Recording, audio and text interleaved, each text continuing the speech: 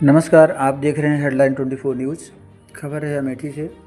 Nihalgarh railway station के कायाकल्प की तैयारी शुरू, डीआरएम ने किया औचक निरीक्षण। जगदीशपुर और आसपास के क्षेत्रों के लिए लाइफलाइन माना जाने वाला निहालगढ़ रेलवे स्टेशन अब बहुत जल्द हाईटेक और आधुनिक सुविधाओं से लैस नजर आएगा।